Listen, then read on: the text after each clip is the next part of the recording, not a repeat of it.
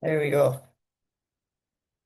Okay, so those who joined recently, hi, I'm Andrea Sangil, Director of the Global Network for Popular Transportation, and we are here to talk about two and three-wheeler regulation, motorcycle taxi regulation, and how this happens in different countries around the world, what we're learning from those different countries, and what we could take as insights to provide examples and support to countries or cities who are starting their regulatory processes.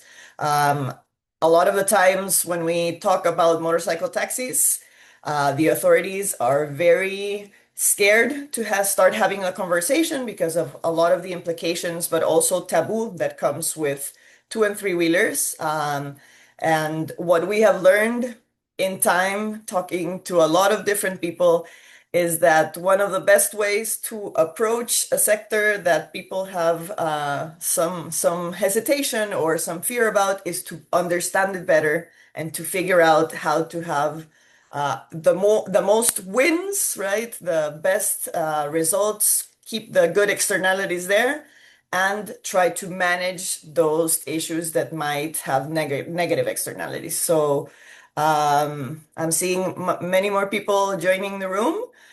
So I think we'll give it a go. For those of you who came in early, I see some familiar faces, so thanks for joining.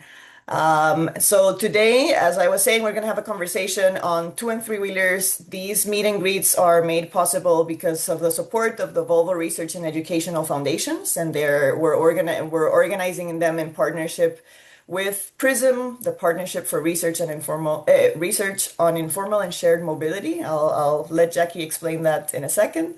But there are spaces where we mix different crowds. So we'll have here people from academia, people from the private sector, people from the public sector to learn from each other in topics that are emerging and where there's still more questions than answers.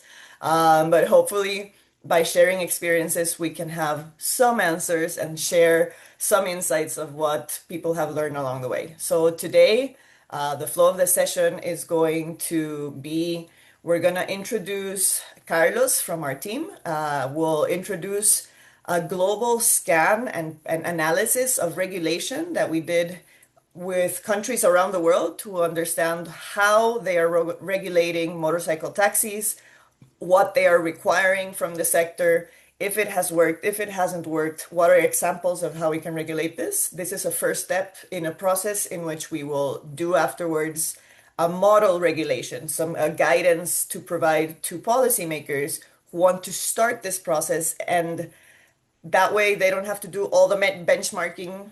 We've done it for them. We did the benchmarking of what have others done, and we'll provide some guidance on what could be the minimum criteria that a motorcycle taxi regulation could have to ensure the maximum benefits and reduce the risks and potential negative elements associated with public transport. So with that, I'll finish this introduction, maybe give it over to Jackie to provide some context about PRISM and why we have certain partners within these spaces and what they're here to share with us. And then we'll kick it off with Carlos. Jackie. Thanks so much, Andrea. As Andrea said, I'm Jackie Klopp, and I'm at Columbia University's Climate School, and I'm part of the Partnership for Research on Informal and Shared Mobility. And just very briefly, because I know everyone's really excited to get into these wonderful presentations and conversations. We are an open network. You are welcome to look at our website and join our growing group of policy folks and also researchers who are focused on very engaged research. So really working in partnership with the sectors that provide mobility and access in cities. Um, and, taking a very strong equity perspective, as well as really trying to have a much more holistic and embedded approach. And as part of that, we have living labs across the globe Nui, who is going to present from Bangkok, has been part of a really exciting living lab in Bangkok. And we also have work in Mumbai, Beijing, Bogota, San Jose, Accra, Kumasi, also Cape Town, and finally New York. And we're also thinking of how we expand this kind of living lab type research. And we also do a lot of policy outreach while this research is taking place in dialogue with policymakers in the sector. And this is part of it, this wonderful meet and greet that GNPT is leading. So without further ado, I think I'm going to pass it back to Andrea so we can jump right into the important conversation today. Perfect. Thank you, Jackie. We're gonna kick it off with Carlos. Carlos, if you wanna share your screen. Carlos is one of our oldest current team members at GMPT, also one of the youngest. Carlos has been working on this global motorcycle taxi regulatory framework scan and analysis, and he's gonna tell us a bit of what we have found. This scan and analysis will be open to the public. We're finishing it up, so soon it will be launched, but you're getting the pre-launch insights in this meet and greet. So go ahead, Carlos, and the floor is yours. Perfect. Thank you, Andrea. And good morning, good afternoon, and good evening all around the world. I'm Carlos Gonzalez. And as Andrea mentioned, we have been working on this project alongside my colleague Tom Courtright. And we're very happy to introduce a brief overview of this work. So we'll get right into it. So first, just to lay some background on the purpose behind this work, right? Why do motorcycle taxis matter? Um, First, we found a lot of information about the specific mobility that motorcycle taxis provide, especially connectivity to informal settlements or very complicated areas to access with such as narrow alleyways. And also, I like the way it was characterized in a paper we came across that motorcycle taxis eat traffic, right? So they provide this mobility, fast mobility for millions of people around the world, and at the same time provide tens of millions of jobs, both directly and indirectly, impacting other sectors such as insurance around the world as well. So the scan that we conducted included 96 countries, and we came across these four categories, which do have some overlap, and we'll go over them in a bit. So the primary finding was that almost half of the countries surveyed do not have any form of regulation, neither banning them or regulating motorcycle taxis. Only about 20% have some form of national level regulation, and 18 have some form of regulation either at the national or state level, or some distinction between offline and app-based motorcycle taxis. And this category is what we're calling fragmented. We'll share an additional example for this just now. So in the case of Brazil, the profession of motorcycle taxi is what's regulated at a national level. However, app-based motorcycle taxi services such as Ubermoto or 99 in Brazil are regulated under the National Urban Mobility Policy. And through this policy, local governments and states have some form of jurisdiction and the ability to implement different requirements. And this has been tested back and forth, but this creates a form of two-tier parallel system between the offline conventional motorcycles and the app-based ones that are regulating parallel, but also with different requirements as well. Now, for the explicit bans or prohibitions, we included the countries that explicitly include or do not mention motorcycle taxis as vehicles for passenger transportation. and also the ones that have explicit mention on bans, right? This would be the case for Colombia, where the central government has asked municipalities to enforce a ban on motorcycle taxis. However, there's still estimates change, but there's still an estimated 400,000 drivers operating across the country, especially in areas of the coast and rural areas as well. But as I mentioned, the majority of the Global South operates in this legal gray area where motorcycle taxis have to balance just the existing general traffic codes and any form of regulation that the existing sector generates by themselves as well.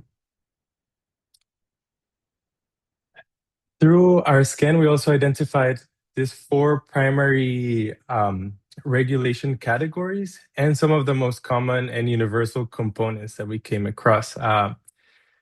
So this would be sort of the initial steps of the minimum requirements for the regulation if a country would want to implement this form of framework for their sectors. And we'll share some of the um, interesting highlights of these regulations just now. So for driver standards, we have driver age and experience. So countries have a different approach for this.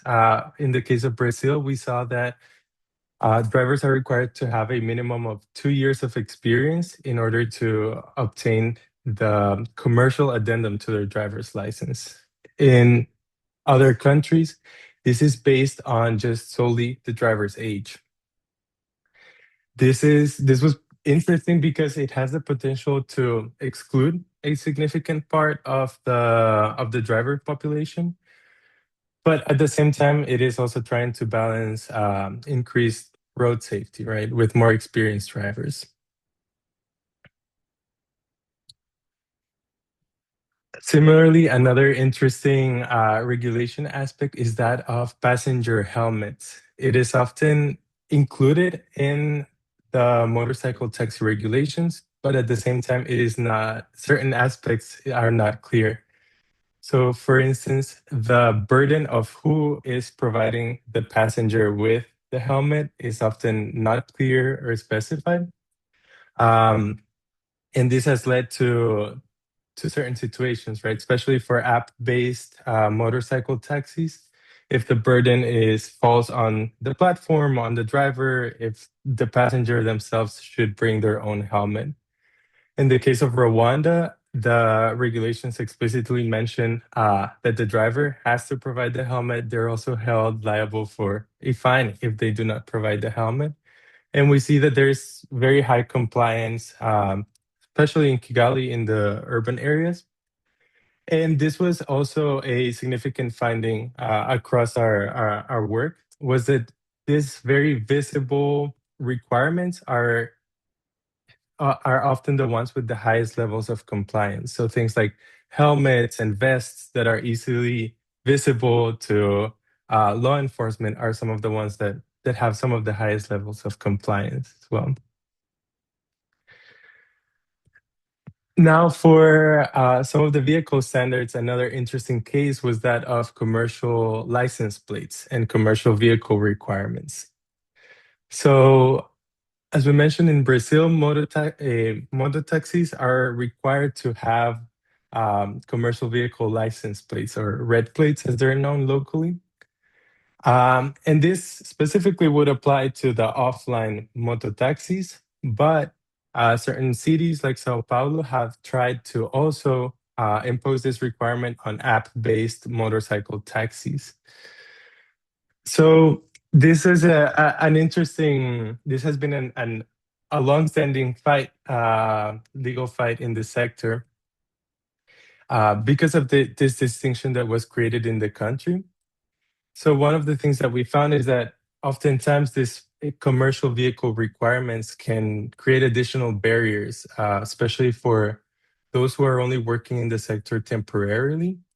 And this leads to a lower level of compliance. We saw in other countries specifically, level of compliance with commercial vehicle license, driver's licenses tends to be pretty low, as I mentioned, especially for those that are only trying to drive for a specific amount of time.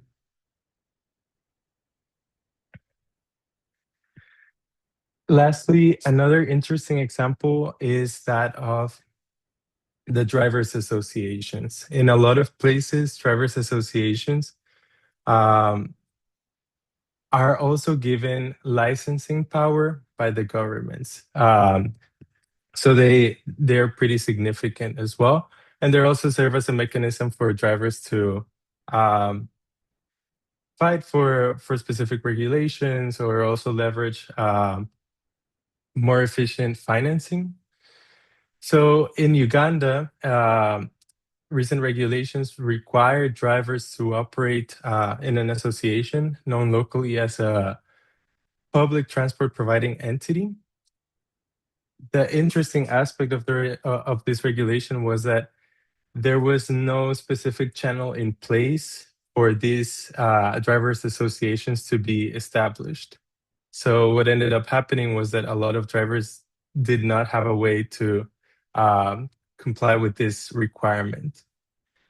And this is broadly seen as well with, which we'll talk about in a little bit, some of these requirements that mandate something, but there is no current pathway in place to comply. So things like driver training, but no driver training schools are present in the area. Now to share just a bit of some of the findings regarding prohibition and regulation. We see that often when bans are implemented, the demand persists and the service continues informally, as we saw in Colombia. We also see that the vacuum left by the ban could lead to potential opportunities for corruption. In the case of Dar es Salaam, we saw some interviews with drivers that they share that in specific areas that were prohibited to them, they often had to pay some form of fines or bribes to the police in order to be allowed to exit as well. And the primary case for regulation is that we want to make sure we can provide legal identity to the drivers and the sector as a whole. And this can help facilitate safety enforcement, create accountability, and also has the potential to lead to increased economic activity and additional government revenue as well. So just briefly sharing on some of the things that we noted on what hasn't worked when implementing regulations. We see that primarily regulation on paper is very different from compliance or regulation in practice, right? So many well-intentioned regulations do not have any form of verification, right, on the ground. Then we see compliance affordability barriers. This is not only financial, but also in terms of time that the sector has. So things like in-person visits, the year required to do in order to obtain things like a commercial driver's license, those things present additional barriers for drivers. Lastly, insufficient enforcement capacity.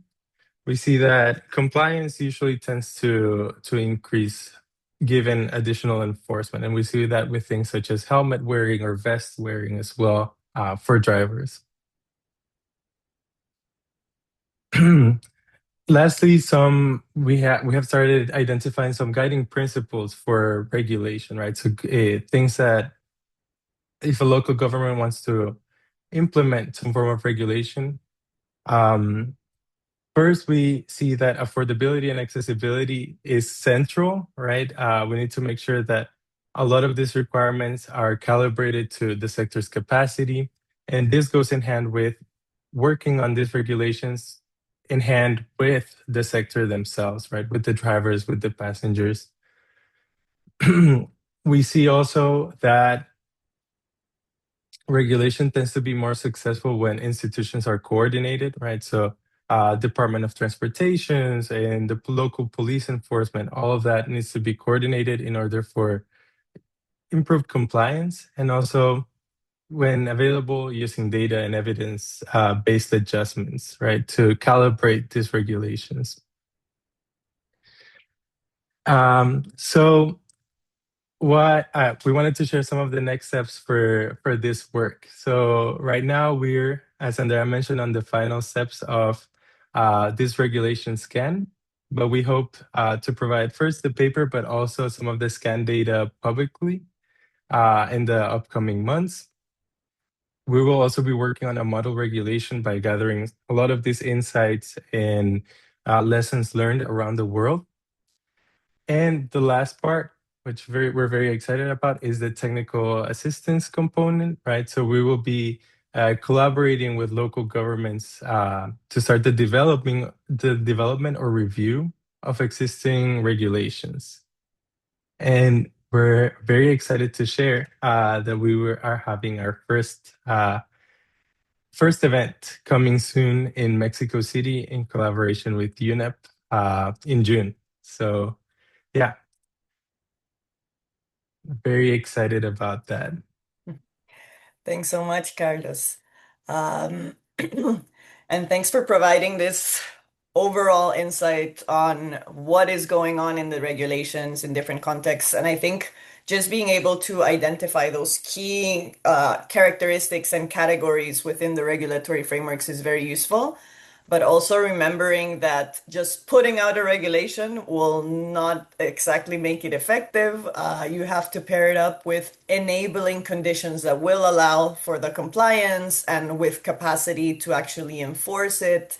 So you have to work with the system and with the different stakeholders to make the regulation work. And I think that's something that we will learn from the two case studies we're gonna hear from today. So thanks so much for that. If anyone has some questions, please start writing them down. If you want to write them in the chat, what we usually do is we do the presentations and then we will go to questions and discussion because we like to have an open discussion. But if you have to leave or whatever, please write your question in the chat, or if you like me, sometimes have a hard time keeping your question in your head and want to write it down, go ahead. So now we're gonna segue into real life. And Thailand is one of the places where motorcycle taxis have existed for a long time, have been organized and regulated for a long time, and that have also gone through the digital transition, right? To how now there's apps, and that has impacted and shifted a lot of the operations and the way these work. So we've invited Ornisha Anuchitchanchai. Oh my gosh, Anuchitchanchai.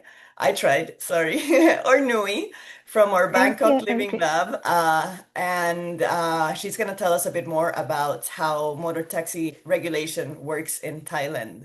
And thanks so much for joining at this late time in Thailand, and if you're on that side of the world. So go ahead, Renisha. Okay, thank you, Andrea. I'm so excited and I'm honored to be here to share with you guys our work from Bangkok Living Lab, which is one of in the PRISM network that Jackie already mentioned. So our work is related to the business models for promoting electric motorcycle taxis in Bangkok. So this is the agenda that I will talk about today. So first, I will briefly go to the overview of the motorcycle taxis in Thailand, including their role and the current regulatory context, which might be related to what Carlos already presented, and followed by our research framework and our methodology. Then present some of the results and analysis, which focus on the comparison among the different business models that we've studied.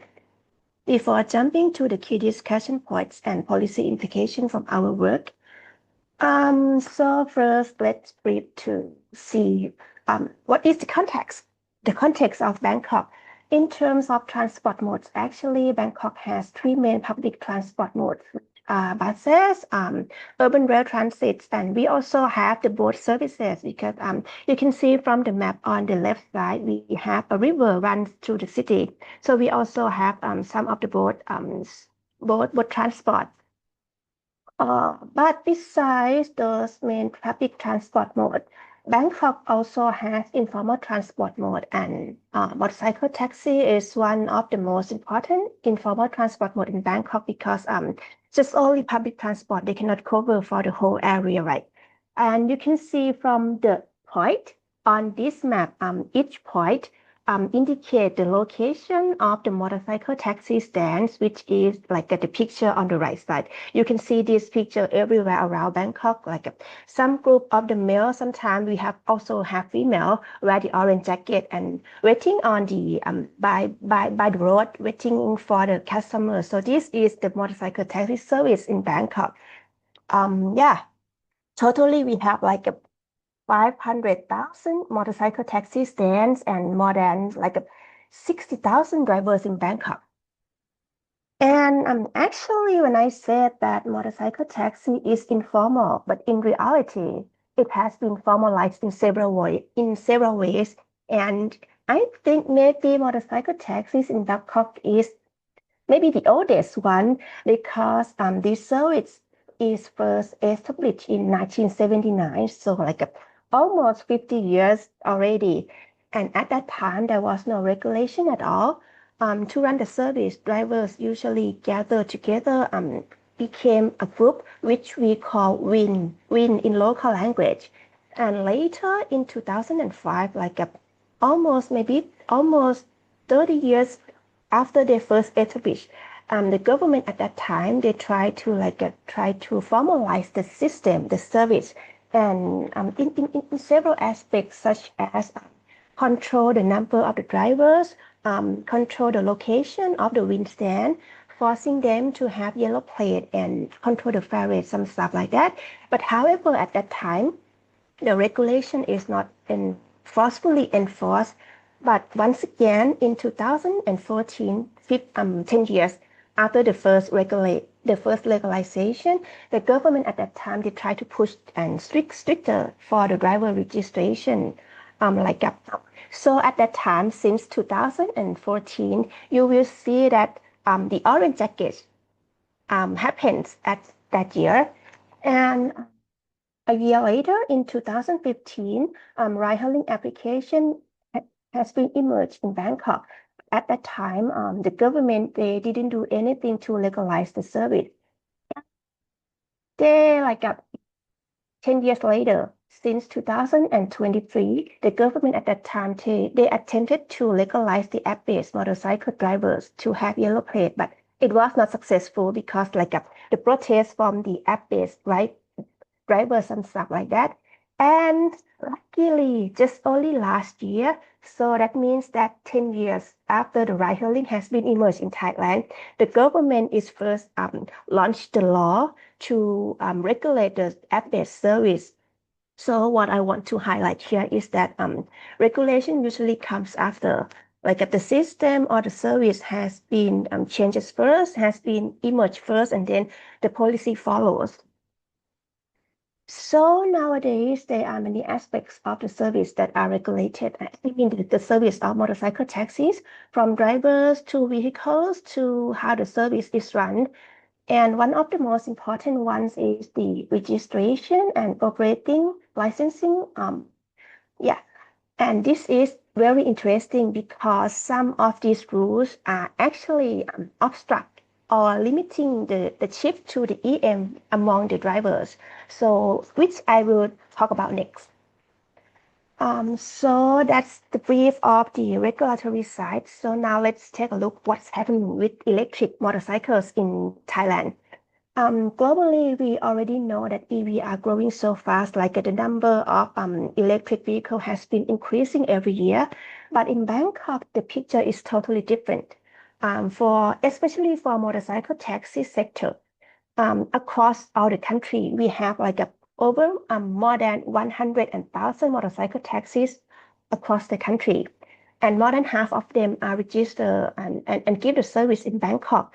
But from this number, we have just only approximately 130 motorcycles which are electric, and less than 100 is registered motorcycle taxi. registered in Bangkok. So the adoption rate is very, very low. I would say that. So this brings us to the central questions of our Bangkok Living Lab, which is why the uptake has been very slow. We try to examine and to explore this question by examining business models available throughout the previous case study and previous pilot projects. And we aim that by identifying the conditions, like whether which different models have been succeed or fail, we can provide some general insights to scaling up the electric motorcycle taxis in Bangkok. To help explain why the shifting to, let me call EMT, electric motorcycle taxi, to help explain why shifting to EMT in Thailand haven't led to real change, we use this conceptual framework. The first one is about the network effects. So which means that without enough infrastructure or enough battery swapping station service, the adoption rate will be stays very low.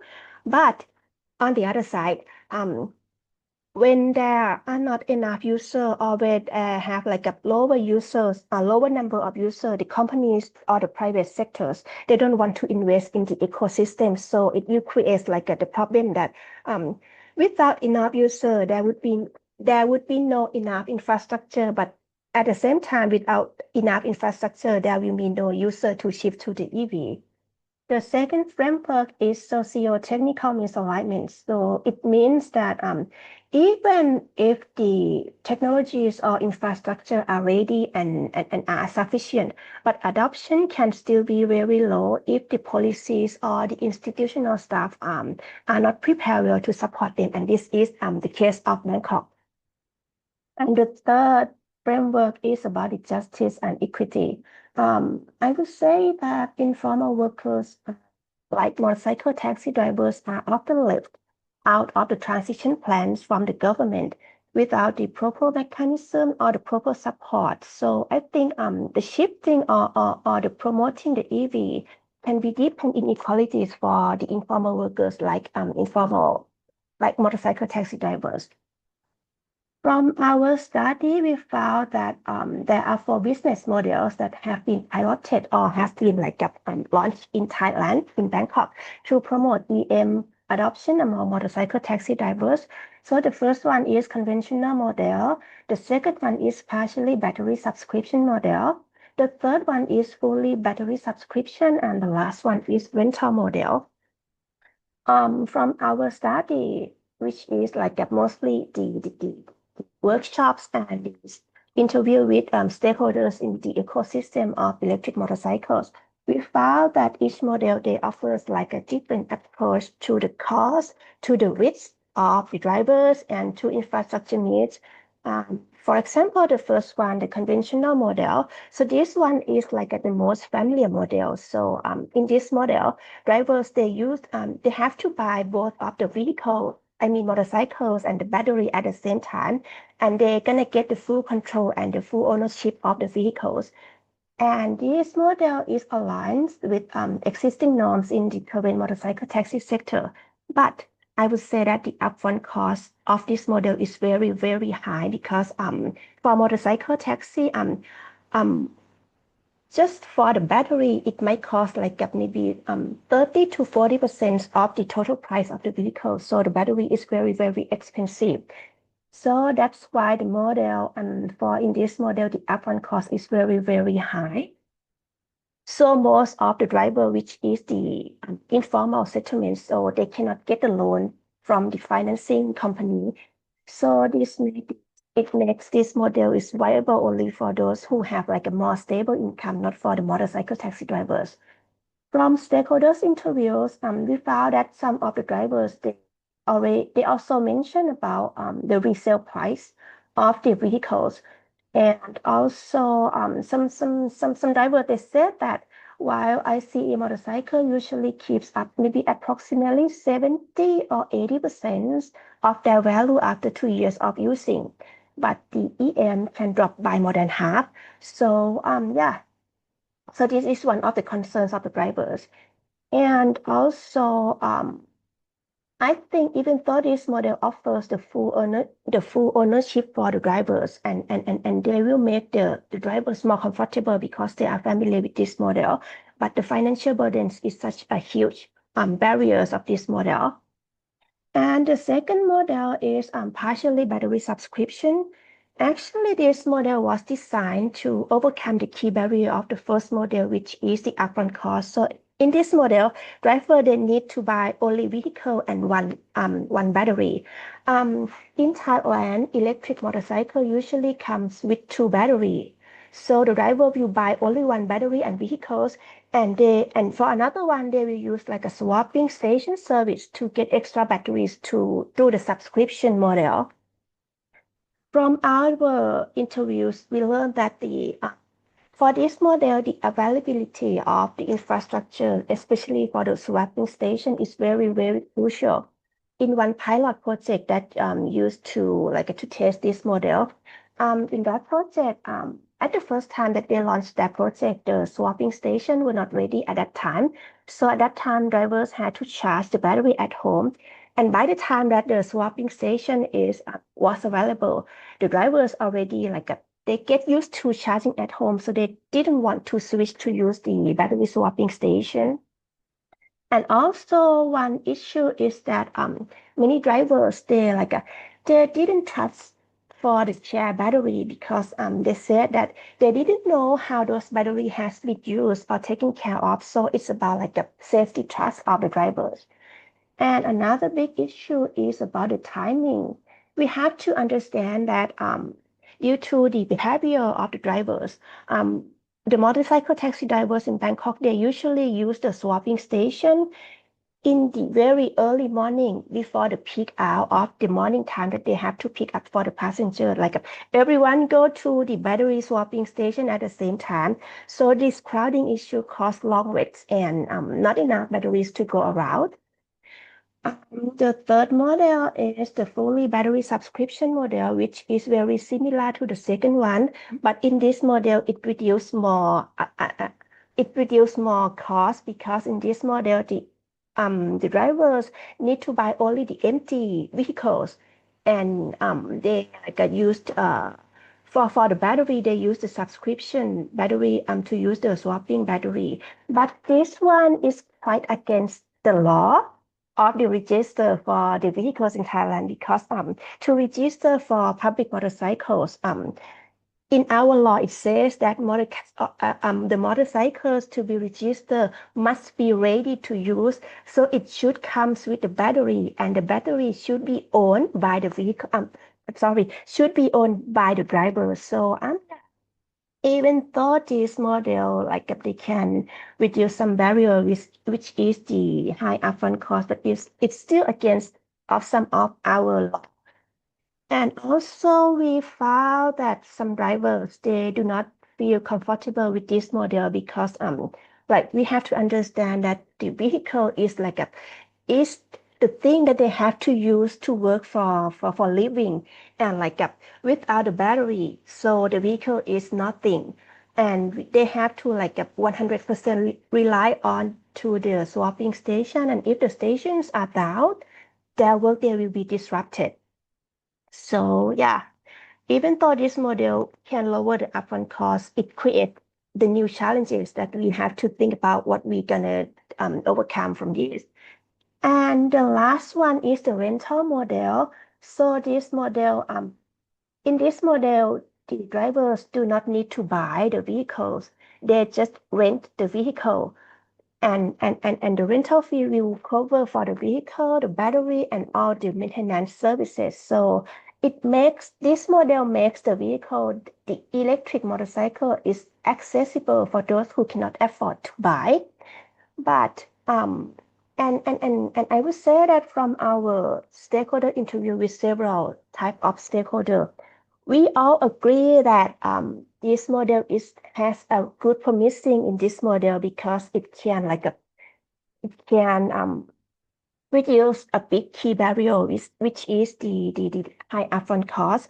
But this model is a big barrier or a big challenges of this model is again it's against the Thai law, because under the current law, for registration of public motorcycle, the motorcycle must be registered under the driver's name. It cannot register under the company or the third party name, but in rental model, the motorcycle that the driver used to rent is registered under the company. So this is against the law.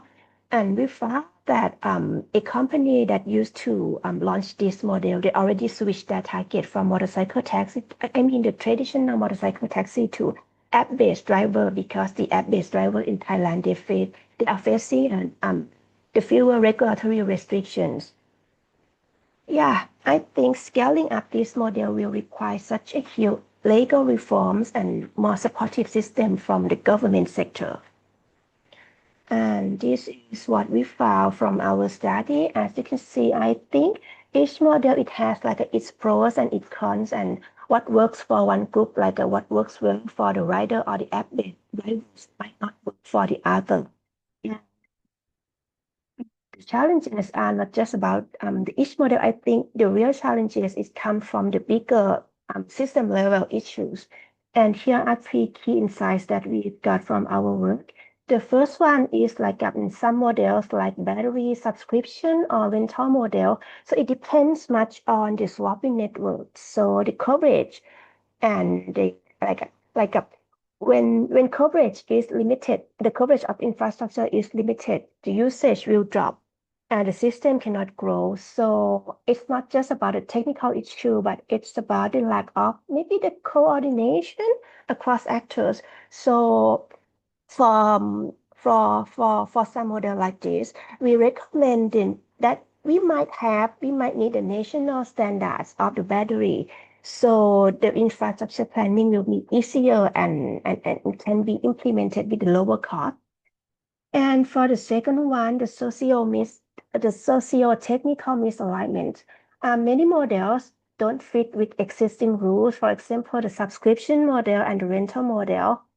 So I think this misalignment makes even good ideas too hard to scale up. So we need a better policy alignment, like updating the laws and maybe offering the drivers the training and deciding the models that really fit their behavior. And about the third one, many informal drivers, they are excluded from the transition plan from the government.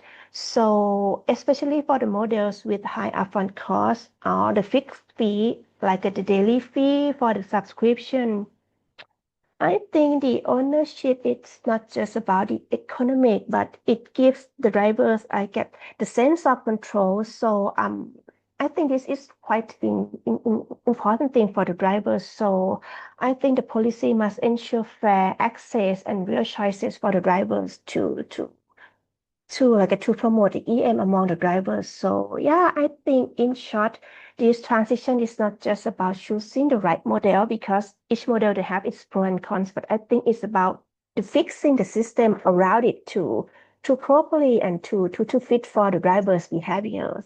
So this is what we found from our Bangkok Living Lab. Thank you so much, Renisha. And I think this is super, super useful because more and more we're talking about electrification and funders want to fund electrification.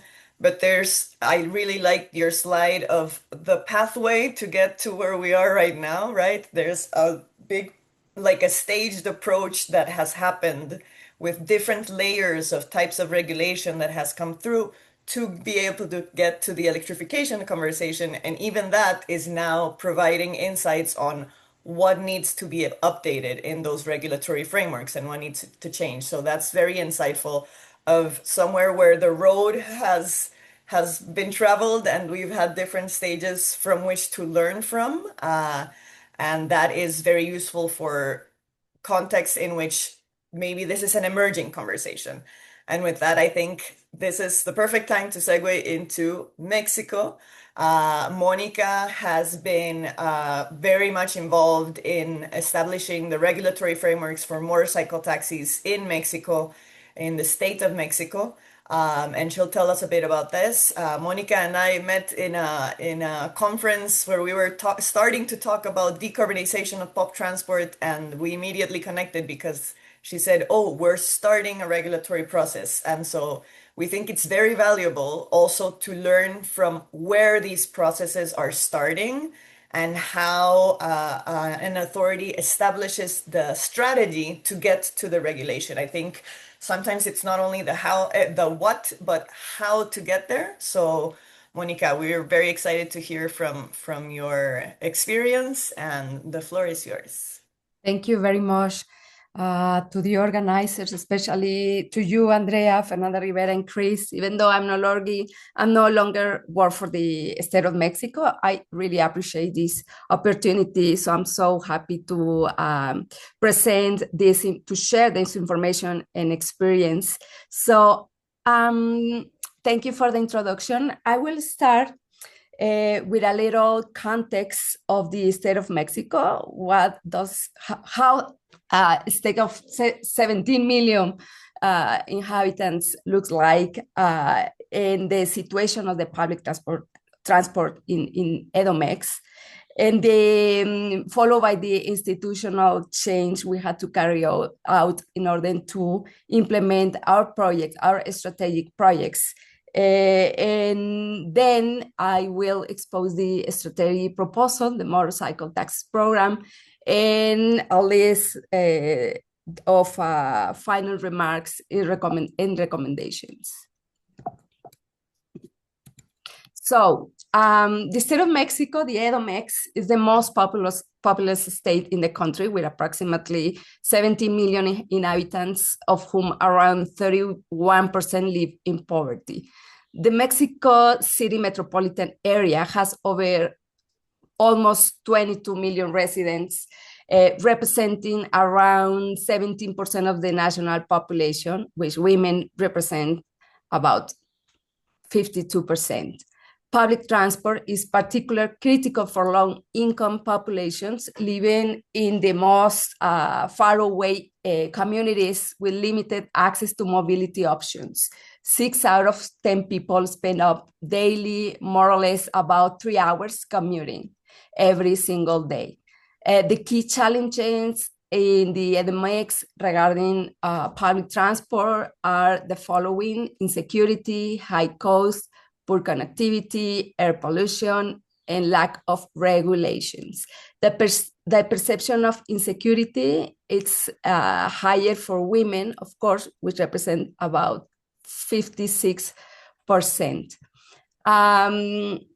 This administration has undertaken a comprehensive reform of its mobility framework in general, in order, as I said earlier, to carry out the strategic projects.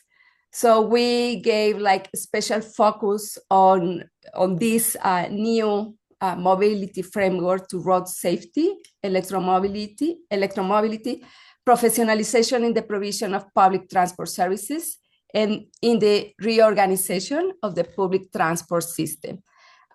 These are the key policy instruments that we improved or even created. First, we created the first 100 action covered by the Plan Colibri in the very early stage of this administration.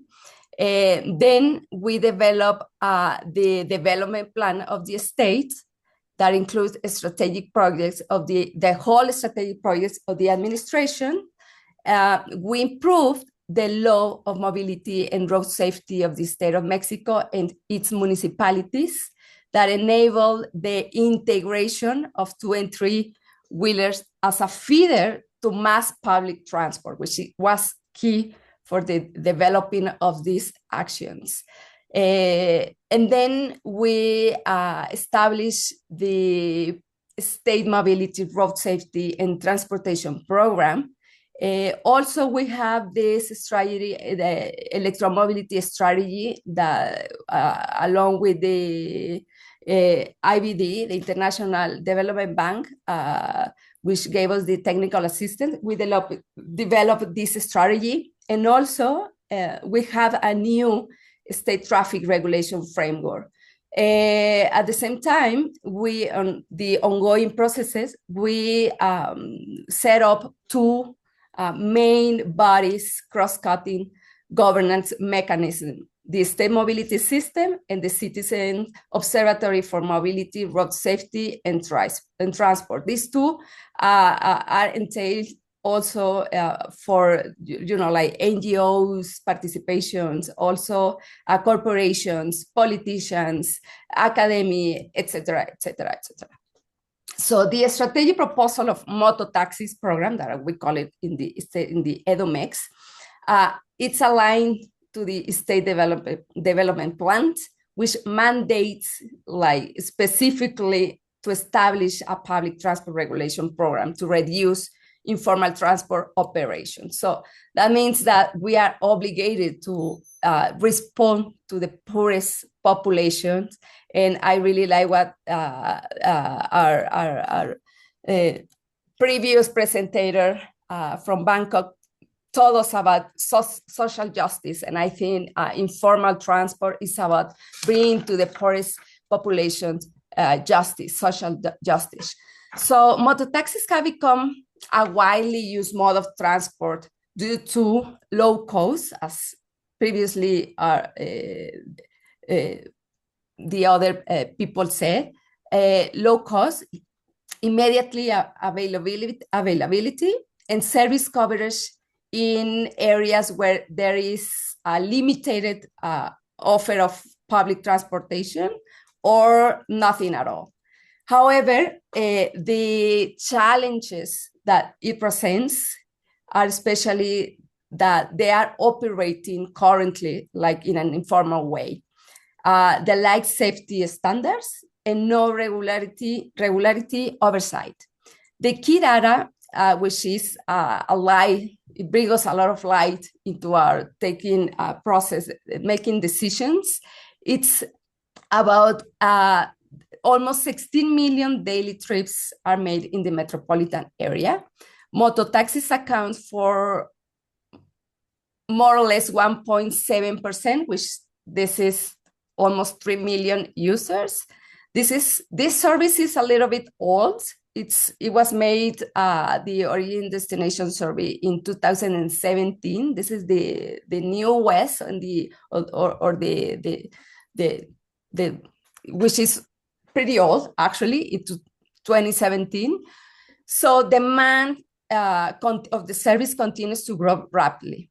The gender perspective is so much important here because women show a higher preference for mototaxis, driven by, as I said in the first slides, accessibility, affordability, and the perception that is more that is safer, the service.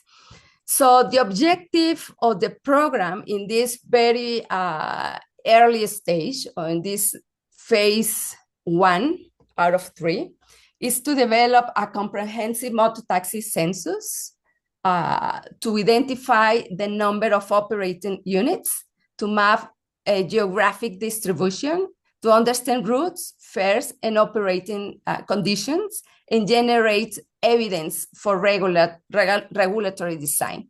The program aims to establish a coordinating institutional mechanism, which is central, involving all relevant stakeholders. So in this phase the phase 1, data collection to build the census is crucial, and the regulatory design is also quite crucial. It's a data-driven approach that we are implementing here. So first, we try to define what a mototaxi is. So we perceive mototaxis as light vehicles, 2 or 3 wheels, motorized or non-motorized, because a lot of bicycle taxis also exist in the region, designed or adopted for passenger transport, that functions in short distances trips, and this is very important, as a feeder service to mass and semi-mass public transport systems. So that makes this program, the motor taxis and also bicycle taxi program, part of the network of the public transport in the region.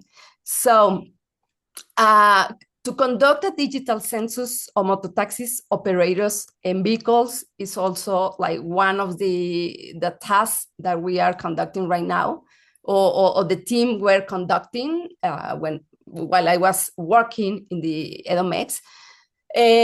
Also to develop a technical standard framework, which are currently on ongoing process, and they define safety, operational, and technological standards, which is a very technical document that I saw my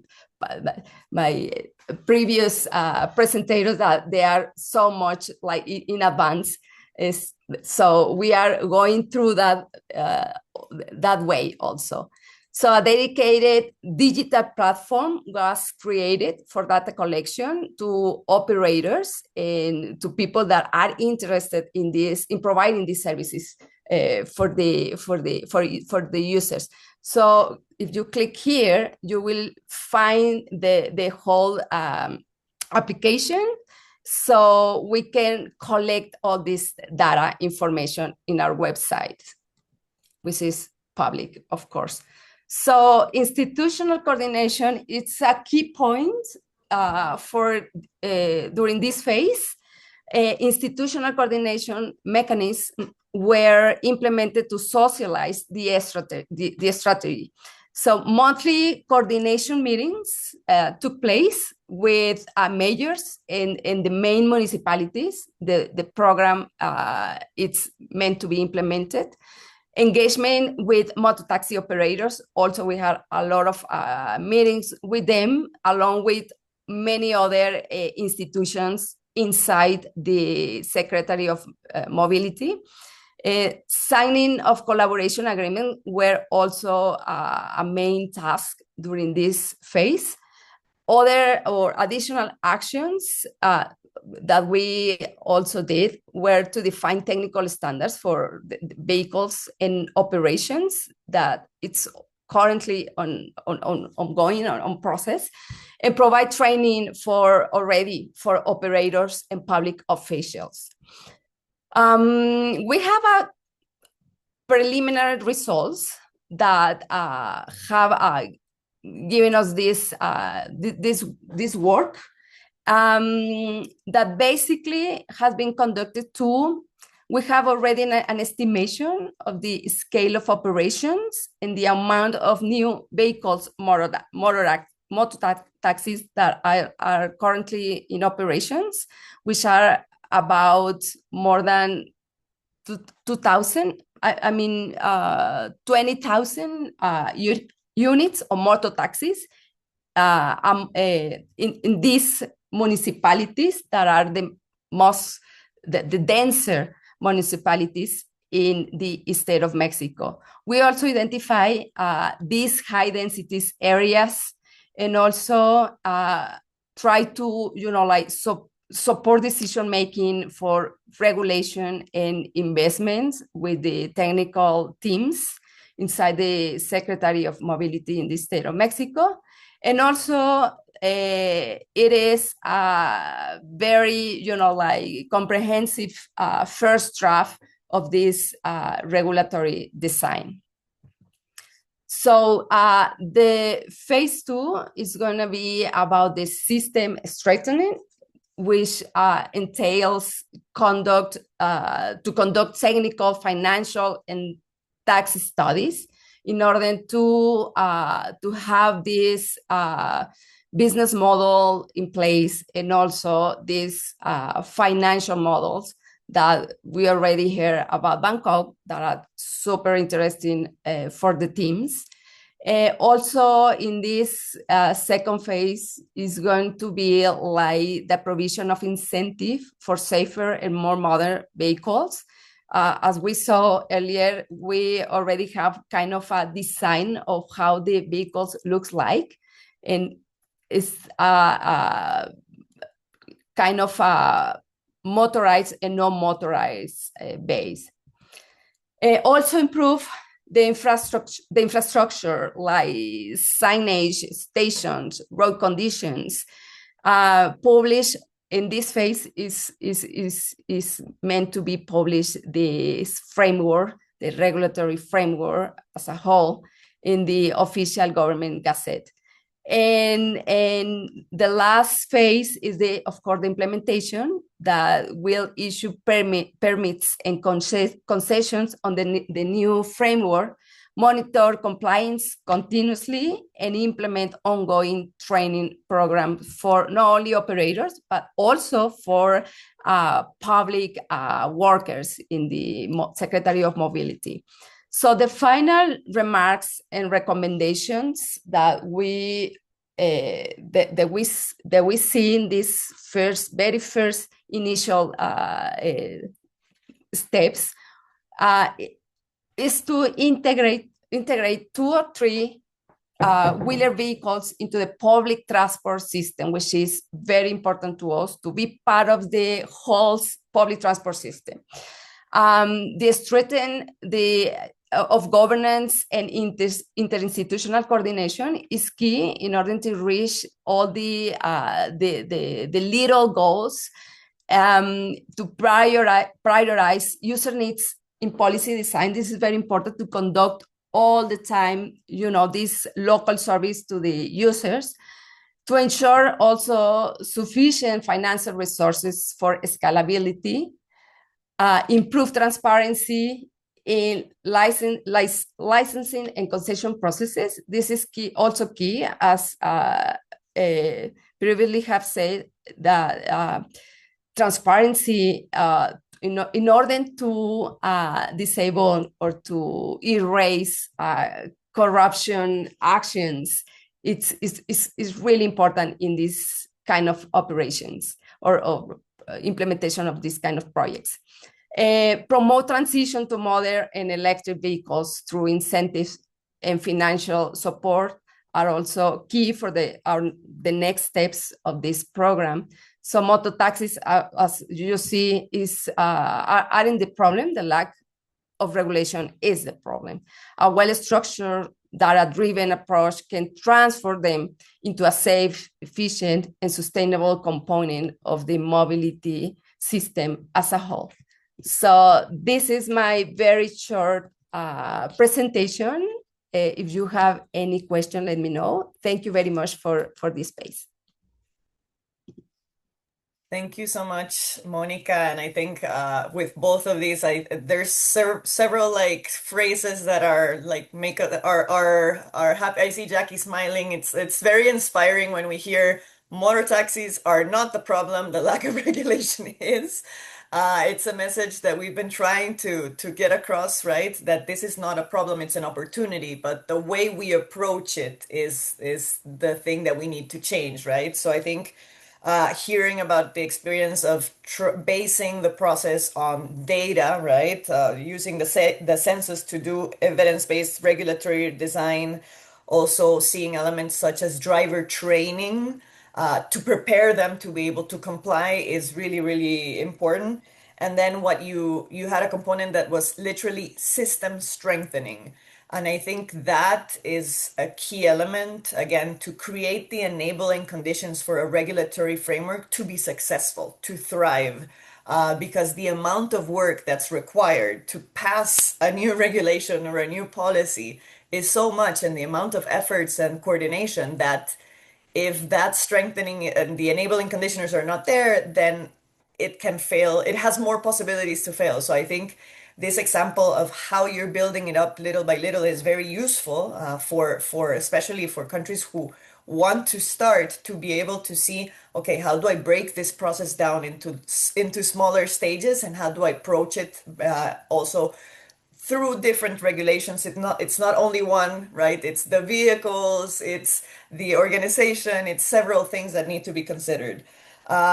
Before heading over to questions, guys, I saw there's some in the chat and we have some time for discussion, and I'm sure people have questions for our panelists today. I'm gonna give a space to Jackie also, because Jackie has been reading so much and interacting so much with different researchers in our network, and always has amazing questions and amazing insights from these presentations. So I'll give it to Jackie to kind of get us into the question asking and reflection mode, and then the floor is open for anyone if you want to raise your hands, and then we can call in you. Yeah, I'd love to hear what questions everybody has, but these were all really terrific and important presentations, showing really a pathway forward in building like very good multimodal systems that include these 2- and 3-wheelers. I would love for Nui to talk a little bit more about the socio-technical mismatch and also the simultaneous rise of platforms and these pushes for regulation. It was very interesting to hear about the way that, you know, some are trying to get around regulations in Bangkok by, you know, providing platform-based services. So I guess one really big important question is, and it could be actually for all three presenters, is what are the implications of the rise of platforms and technology companies in all of this? So maybe I'll start there, and then I'll, you know, please, anyone who has any questions, feel free to raise your hands. Go ahead, Nui, and also if Carlos and Monica have any contributions, go ahead too. To formalize the platform for motorcycle taxi in Thailand is, I would say that it's quite hard. We have to understand one law of the traditional motorcycle taxis. I mean, not for the app-based, but for the traditional. The one rule that they have is like I'm not sure all of you know this or not. Since I told you that they have a motorcycle taxi stand, right? The point on the map that I show you. So according to the law, the traditional drivers can pick up passenger only from that point. Like imagine that they have to wait for the passengers, and once the passenger comes, they take passengers to the destination, and they have to ride back to the point of their motorcycle taxi stand and wait for the next customers. So this is totally different for the platform service, because the platform driver, they can pick up passengers from everywhere. So once the platform has been emerged and come to Thailand, so they try to to encourage drivers to enter to the platform, because we try to show them that if they can pick up passengers from everywhere, it will create more income for them, and they don't need to have the empty hall or the empty hall to ride back to their station. But unfortunately, so most of the traditional drivers, they don't agree with these pick up passengers rule. So they are getting used to wait for the passenger at their taxi stand. So once the government try to formalize the service, the traditional driver, they always protest the service, and why they can pick up passengers from everywhere, something like that. So it takes as you can see from the timeline, almost 10 years to to compromise between the app-based service and for the traditional service. And for the regulation that we have launched last year is that for the app-based drivers, they can pick up passengers from everywhere, but within the boundary. So it's so if I'm the app-based rider, if I'm the app-based driver, I'm registered in maybe this district, I can pick up passenger from only this district only, not from everywhere. For compared to app-based for taxis for 4-wheelers. So yeah, I think they try to compromise between the traditional service for the app-based service, but most of the drivers at the moment, I would say that maybe more than half of traditional drivers, they still against the app-based the platform. Could I just very quickly follow up? Nui, it seems like the idea of the app-based platform is that it's very individual-based. Everybody can go anywhere. It could have implications for emissions. It could also have implications for traffic. And the other thing is that, it seems like the system of having area-based services is much more rooted in community, and also an idea of like, regulation across space where we're sharing the business. And so, this is our area and that's your area. So there's negotiations. And it just strikes me that the platform-based approach is just very kind of disruptive of a lot of different arrangements that have been made. The interesting paper also that you're part of with your colleague Yosuke also points to new problems with drivers having to be like they're in the middle of a ride and they have to respond to the app, right? And if they don't, like for a new ride, then they're considered to be refusing, and at some point they get kicked off the app. So now there's new safety problems too, and there seemed to be a frustration based on the work that you've done with your colleagues on how drivers can actually connect to these platform companies and government to sort through some of these problems. So I just think there's so many very important things that you're raising, and I don't know if you want to comment on any of that.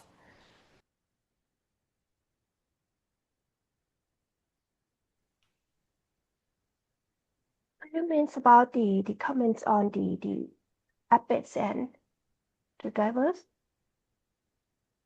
Yeah, or any of that. I'm just showing from your work, what I've learned from your work is just how many issues that we need to deal with in terms of regulation that are actually being challenged by the rise of platforms. I think from doing with the platform thing is one of the things that we will be study in this year living lab. Yes, since we know that actually in reality we cannot like get to exclude this both service because it's like actually it's the same service but just from different platform, right? So in this year we expand our scope into also for the rider or the platform. Yeah. Monica, do you have And I any think insight? Oh, sorry. Apologies. I thought you were done. I think the key is that like we have to like to compromise and find a way that we can get the drivers understand and get the drivers like they can open for the app-based service like because in Thailand most of the traditional drivers they quite have old age. Some of them are like more than 70 years old, right? We have no age limited for the drivers, so it's quite hard for them to like to learn for the new technology and to adapt themselves because like they have run this service for more than like 30 or 40 years. So it's quite hard for them to switch to for technology stuff. So I think the education and the training course for the drivers is quite important for them to transform into the app base. Thanks. I just wanted to ask Monica if in that regulatory process that the state of Mexico has gone through, what is the role of the apps there? From the scan, we've learned that only a few countries have started to mix ride-hailing regulation with motorcycle taxi regulations. Maybe Carlos can expand a little bit on that after. But I wanted to hear how has that process been in Mexico? It's in Edomex or the state of Mexico. It's almost like known, like there is we haven't reached to that, like bigger, like thinking about the whole technology because this is so much, but we have this conception about how to implement a whole program, moto taxis program, as we did with the BRT, with the other mode of transportation, which I think is quite helpful and also good for the whole network to think about a very very difficult, and because this is motor taxis are increasing, and it's very, very the accidents that we have right now, it's really it's very, they're high, and they're higher and higher. So road safety is more important right now, and how to make them use the helmets, and we still don't have the document, the standard complete. So we have a lot of space of room to make it like a very clear. For us, it's more important saving lives, right? At this very beginning moment, that makes it really fascinating to hear from all of you, like what Ornica has been doing with this huge job, and Carlos also, etc., etc., etc. So I just was thinking, I guess we are kind of, the teams are in the correct direction about thinking about a network, be part of that network, like little by little, and using the technology also, to make them like be part of the whole collection of the fare system, like in the future also paying through the same payment, kind of open data, open payment, etc., etc. So in order to reach that point, we have to, like make them be professional through training and more training and more training till they get really tired of training. This is a really nonstop process about the training. As I said, not only for the operators, but also inside the government, that the technical capacities are very low. So that's why we knock doors to the international organization like yours, like this one, right? And the different sectors, also the academy. So that's why we also set up these new two bodies, like cost quality, with NGOs specialists, also with the other corporations, etc. The governance in this phase is key for us, and the mechanisms of coordinations are also very important. So I just also have this question about if there is a common ground for the speed limit, how the supervision of the compliance take place. I don't know if Carlos or Nika want to tell me a little bit more about how you do this compliance with the operators. Thank you. Yeah, I'm happy to share a bit more on the scan side. I think the app and technology aspect of it was a very interesting one because for the most part, a lot of the global south, it's still in that disruption phase in terms of regulation, right? It's still, many places are still responding, not even to motorcycle taxis on apps, but still vehicles and platforms like Uber, Lyft, etc. What we found was that it's a nuanced situations, right? Like on one hand, it can provide a lot of benefits in terms of um, safety. Like we saw some apps that have a helmet wearing verification, right? Where drivers are required to take a picture, show that they have a helmet, and similar things like increased data, right? And traceability, which is a huge safety component for passengers. And also that the drivers can partake in different apps, right? They can leverage, but they can be driving for many apps. But as I mentioned, still there's a lot of work to do in terms of regulation. I think a good example of some of this work that we saw was in India, that they released the um, vehicle aggregator guidelines. And this was a central government effort which laid out specific regulations, not only for vehicles, but also for motorcycle taxi specific requirements. And it covered things like cybersecurity, specific equipment, and clear regulations on things like the helmets and who should provide the helmets. Um, but it's been a challenge for states to individually adopt some of these regulations. And about the speeds that Monica was asking, if you have any insights, and if not, maybe Arnisha. Oh, yeah. I think another regarding that, this is, I guess, in the adjacent rickshaw three-wheeler field. We saw a good example from Three Wheelers United. So, and they have been able to use the telematics, so trip data that's generated to see driver behavior, right? And this has been used, yeah, to assess road safety, but also to evaluate risk profiles for lending. So they have been able to provide loans for, I believe it was almost 4,000 vehicles based on this data, right? Which is often what is lacking across the sector. So that's another aspect of how, yeah, things like driver behavior, road safety are used in other aspects.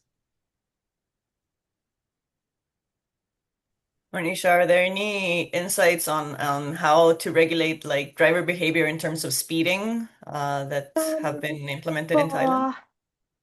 For Thailand, in Thailand, apart from the ride hailing for motorcycle taxis, we also have like a one platform which is a three-wheelers or the share tuk-tuk. Yeah.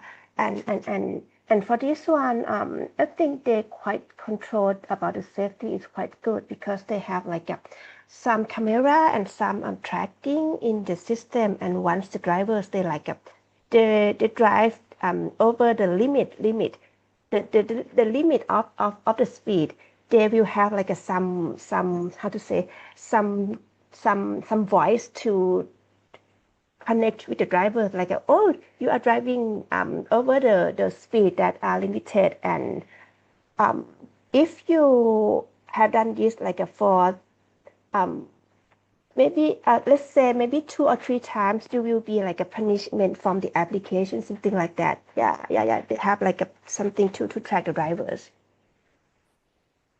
And Perfect.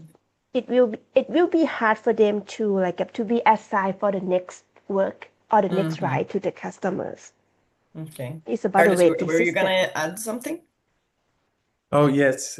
Just to add a bit on for the offline drivers, what we've seen is that in some countries, the motorcycles are mandated to have a speed governor. So basically, a device that limits the speed of the motorcycle, and that seemed like a very feasible aspect of the regulation to implement across the vehicles, very accessible in a way. Thanks.